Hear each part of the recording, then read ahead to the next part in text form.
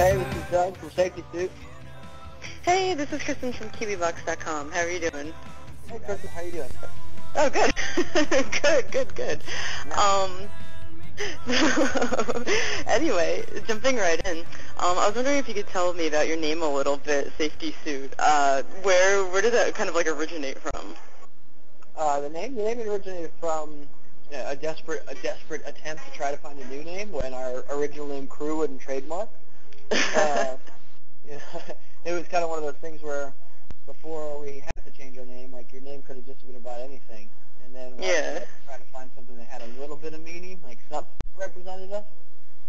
So we always like to make music that makes people feel good, and then that kind of got, and we like the word safety and safe, and we figure that's a cool goal to have people listen to music and feel better than when they started. So we tried to revolve around safety, and as for Safety Suit and how all that came together, we just tried to find a bunch of words that look cool together that revolved around and that was the best we came up with. No, you guys did a good job. Yeah, how did you guys all meet?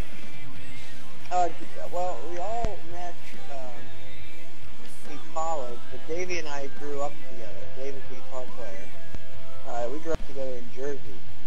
And surprisingly enough, we weren't really actually friends at all. We just kind of knew each other.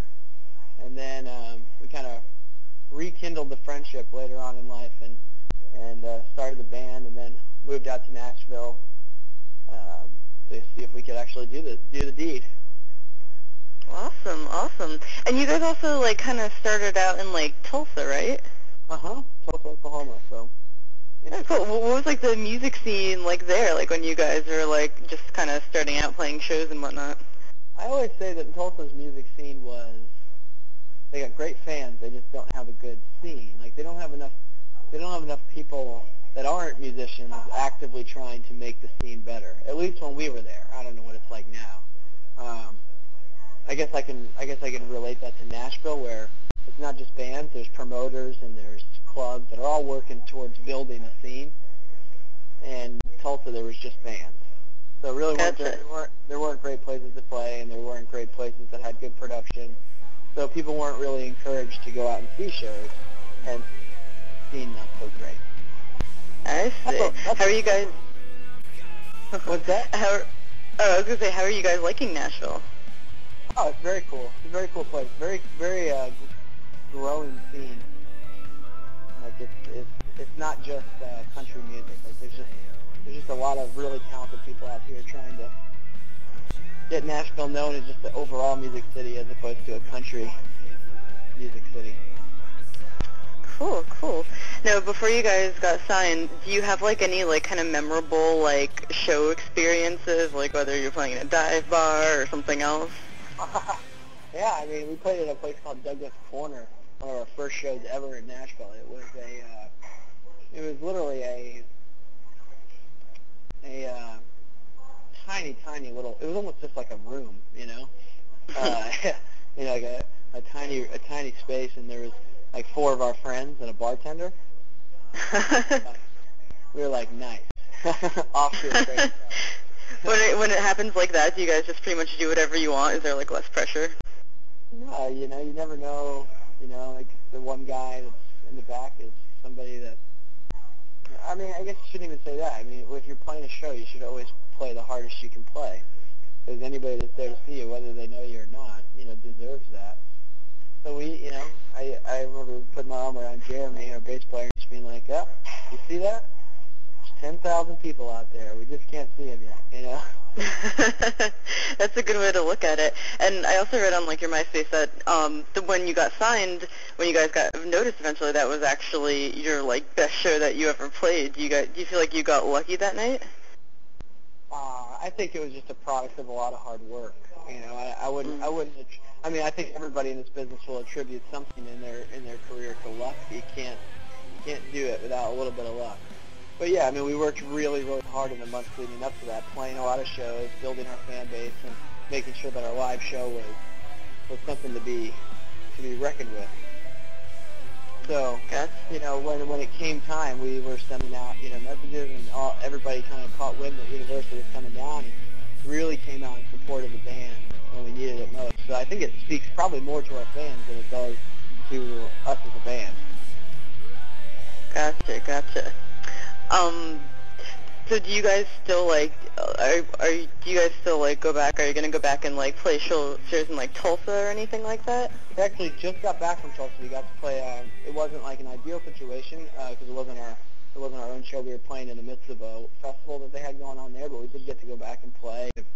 Yeah, we always like to go back and play places that supported us at the beginning. So it's very cool. Cool. That must be a fun experience. But you guys have a very modern rock kind of Matchbox 20 thing going on. What are some of your influences on your music? Anything that's really good, I think, is probably an influence. We're not really guys that only listen to one or two things. So I listen to just about anything that is good music, and then try to take the best parts of that and form it into something that I think a lot of people listen to our music and hear it and say, man, it sounds so familiar, but then if you try to pinpoint a band that it sounds just like, you can't really. So I just say that's because I'm stealing from a lot of different people, That's very true. Different people. It might not sound like you're stealing anything at all. Good point. What are you listening to right now? What am I listening to right now? There's only one thing that you can listen to right now, and that is the new Coldplay. The 2 songs. That is all I want to do is just start writing and playing again because I heard that music is so inspiring. It's beautiful. Awesome. So do you guys have are you currently on tour right now, or are you guys touring in support of your album? We're doing radio promo right now. Oh, okay.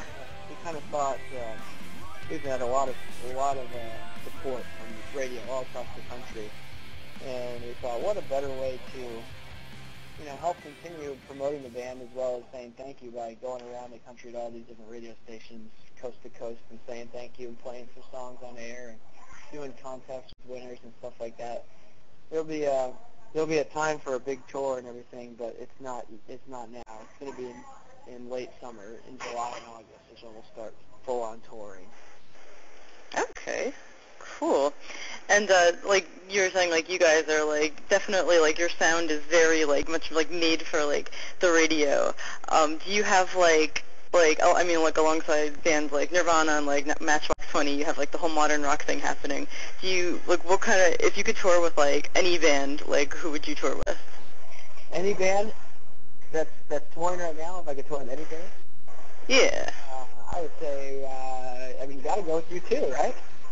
Yeah. You have to. If you can play for 50,000 people, then it's not a bad deal.